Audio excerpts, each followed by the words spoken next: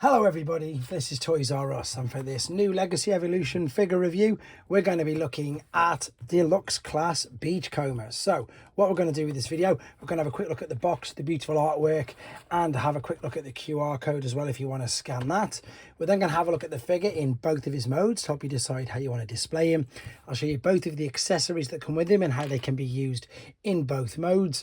We will of course do some comparisons of other beachcomber figures down the generations toy line, and indeed see how he displays and looks with some of the other figures that have been released in this new wave of toys. So as I start to pop all these back, I'd like to remind anybody who's not subscribed to this channel, please, you'd like to hit that subscribe button for me now, please, because it really will help me out.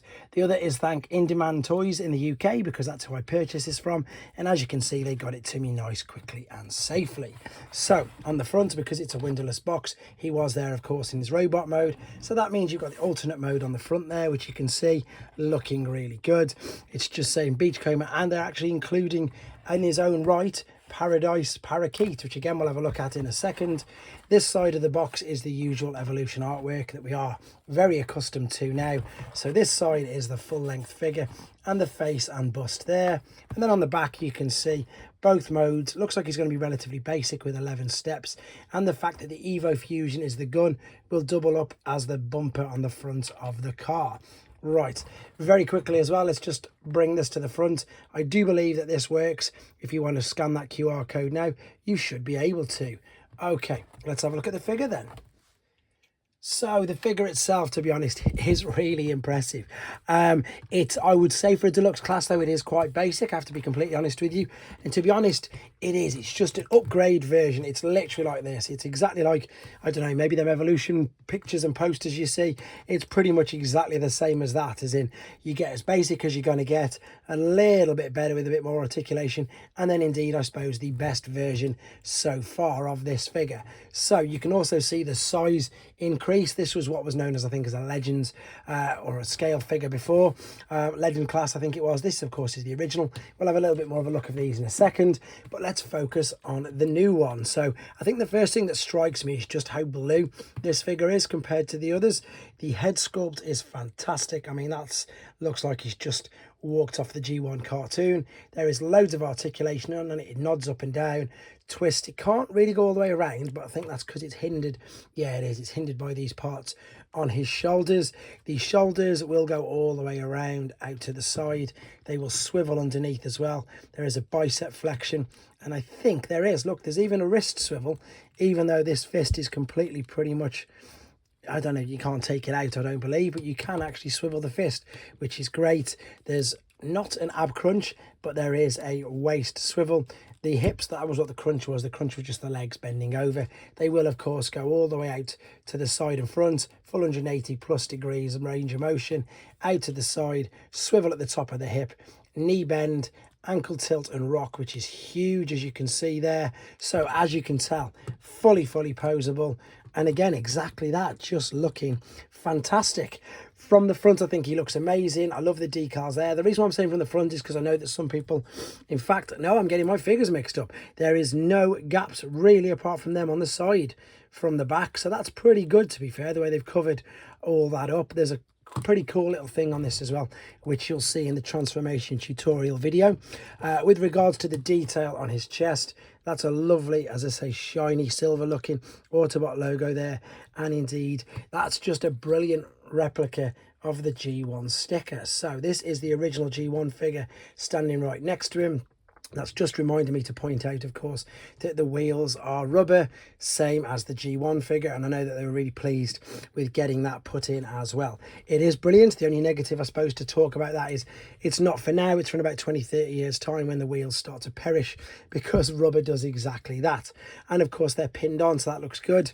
And, indeed, again, you've got these. Again, it's just a brilliant idea of how they get better over the years, and you can really see that with these. With regards to the accessories then, so here's the parakeet.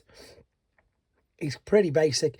This is really soft rubber at the bottom, so you can just pop him there on them little tabs, or he actually does fit.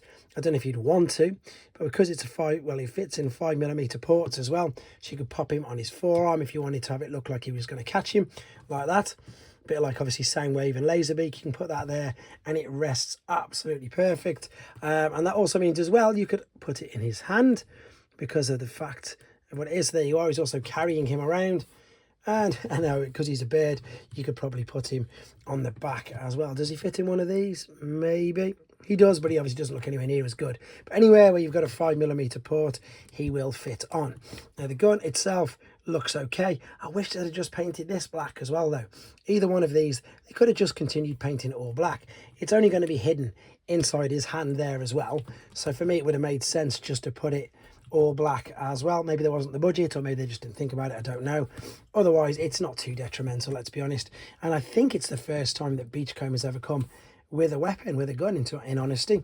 Right, let's have a look how he fares and sizes up with a couple of figures. So before we go mainline, for those of you who collect third-party figures, there is New Age, Magic Square and Iron Factory. So he's bigger than all of them, which I suppose you'd expect, to be honest, even though it is only a small, what's classed or was classed as a minibot figure. If you collect G1, he is same size as Blitzwing, way bigger than his original version, obviously. I haven't got any other G1 around here, to be honest. Let's have a quick look at this. That is mainline movie Optimus Prime. That is a masterpiece Trainbot scale. So you can see pretty much he fits really well in this. I've just got one other figure actually at the side here. This is from the previous toy line, but still the same legacy. That is Leader Class Blitzwing. He's quite big compared to him, actually. I think so. Right. To be honest, oh no, let's bring in... We've had a quick look at the original, as we say, which is there. And now let's have a look at some other figures in the same toy line, or the same wave, shall we say. So I've managed to get a few of these. And as you can see, these other ones are deluxe class as well. So you can see he is bigger than them. That's all there is to say about the robot mode. Let's come back and have a look at him in his alternate. So we're back. He's in the alternate mode. Quick apologies for no transformation process on this video. Two reasons. One is to keep the main length of this video down. And the second, with it being a brand new figure, I know some people really like the challenge the first time. So I've not spoiled it for you. However, if you do want to watch it, it will be separately uploaded as a tutorial.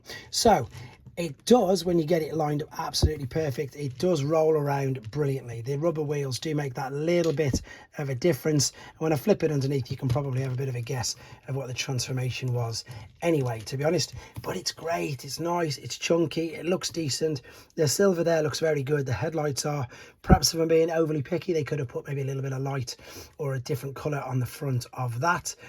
All the nice moulding detail on the sides of these. This is, of course, again, a brilliant homage to the original of the G1. And of course, that's what I meant there about the perishing rubber wheels. Overall, though, you know, roll bar, the cage looks good. The seats look good as well. There's quite a bit of detail on them. There's just one, obviously, finishing touch. That's the front, which is, of course, the gun. You've got two tabs there and a dowel. Make sure this will not tab together, even if there's the slightest tiny little gap. So make sure that it is all the way together, and then that will fit over like so. There we go. Oh, I thought they got it the other way, actually, looking at this. No, on the picture, it looks to me like they've got it the other way around. So whether or not it was photographed in a mirror or not, I don't know, because it will not go. You see, once we've attached that, it will not go that way at all. So there you go. Don't copy the picture on the back of the box. Let's just bring the other original right back next to it for a size comparison. It's so much bigger. It is so much bigger. It's brilliant.